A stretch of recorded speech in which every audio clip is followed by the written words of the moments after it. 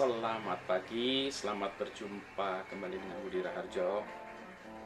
Kali ini saya akan membahas tentang privasi dan aplikasi kontak tracing. Sebagaimana kita ketahui atau tidak kita ketahui, sekarang sedang ramai dibicarakan tentang aplikasi untuk mendeteksi atau untuk membantu mendeteksi apakah kita dekat dengan orang yang berpenyakit atau terkena atau terpapar COVID-19. Nah, jadi sekarang di luar negeri dan di Indonesia mulai dikembangkan aplikasi ya untuk tracing tersebut. Saya agak aneh juga nih, memang aplikasi ini dibutuhkan ya untuk orang mengetahui bahwa dia masuk ke daerah red zone atau daerah yang aman gitu ya untuk penyakit ini. Tapi biasanya kalau di luar negeri, salah satu yang paling utama itu biasanya masalah privasi. Ada ketakutan bahwa wah nanti aplikasi ini dipakai untuk memantau kita. Ada ketakutan umumnya kalau di luar negeri ketakutan terhadap pemerintah ya. Masalah privasi tentang semacam Big Brother is watching you dan seterusnya itu menjadi isu yang dia sangat kental di luar negeri. Tapi anehnya sekarang ini isu itu tidak ada. Mungkin karena penyakit ini demikian menakutkannya ya, sehingga orang-orang pada takut dengan penyakit ini ya, sehingga ini menjadi satu masalah yang utama gitu ya. Jadi itu lebih penting daripada privasi gitu. Nah, bagaimana pendapat saya soal ini? Saya sebetulnya bukan seorang pendukung privasi ya. Dulunya saya memang agak sedikit westernized ya, karena kelamaan di luar negeri, jadi saya berpikir tentang wah privacy gitu. Sekarang saya menimbang-nimbang sebenarnya orang Indonesia itu bagaimana pendapat orang Indonesia itu terhadap privacy ya. Kesimpulan saya sementara ini sebetulnya bagi orang Indonesia kita itu tidak membutuhkan privacy seketat privacy di luar negeri. Tapi nanti itu bahasan terpisah ya. Tapi kita pisahkan hal itu ya. Nah, sekarang pisahkan kalau kita buat aplikasi yang melakukan tracing seseorang. Apakah aplikasi penting? Penting. Yang menjadi masalah bagi saya adalah ketidakjelasan bagaimana aplikasi itu secara teknis melakukannya. Ya.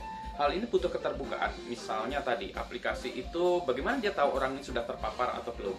Berarti orang bersangkutan, ada orang di sekitar ini, dia harus memberitahukan bahwa saya sudah kena penyakit. Nah, kalau udah punya penyakit jangan jalan-jalan ya. Harus stay di rumah atau di rumah sakit malah. Jadi seharusnya orang-orang yang jalan-jalan ini yang nggak sakit, atau mungkin bukan gitu Pak, mungkin orang ini pernah punya kenalan yang ini punya kenalan yang ini, yang punya kenalan yang berpenyakit, sehingga dia kalau kita lihat mungkin dia langkahnya hop yang ketujuh atau ketiga dari orang yang terpapar dan seterusnya, atau daerahnya yang terdekat terpapar dan seterusnya gitu. Nah, tapi menurut saya ini menjadi tetap bagi saya tidak terbuka ya. Bagi saya security itu harus terbuka.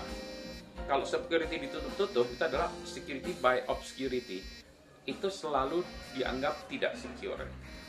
Jadi ada banyak hal, kalau protokol security, algoritma security itu harus terbuka sehingga semua orang bisa tahu bahwa ini algoritmanya memang bagus, apa yang diklaim benar. Ini juga demikian aplikasi-aplikasi itu harusnya tidak menyembunyikan algoritmanya atau apa, semuanya harus dijabarkan. Kedua, ada juga aplikasi yang mengatakan ini teknisnya seperti ini, bahwa tidak ada data yang akan datanya hanya di handphone kita, tidak pergi kemana-mana. Nah, klaim-klaim seperti itu harus dibuktikan oleh pihak ketiga yang independen. Tidak boleh kita bilang ini aplikasinya begitu ya.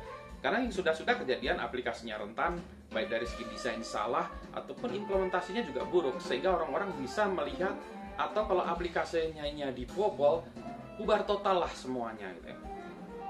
Jadi kenapa ini penting?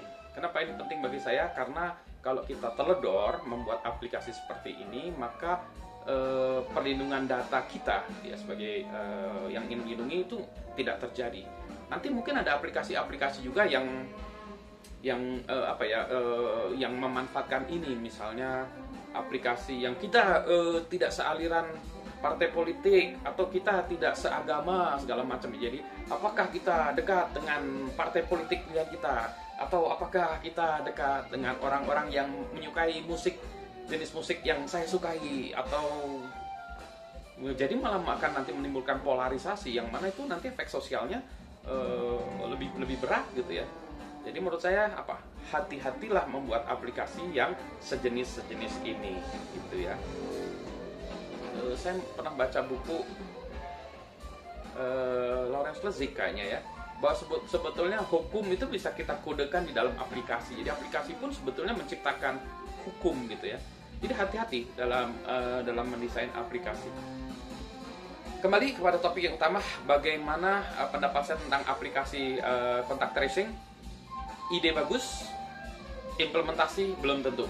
Jadi saran saya sebaiknya satu, terbuka dengan apa yang dilakukan oleh aplikasi itu.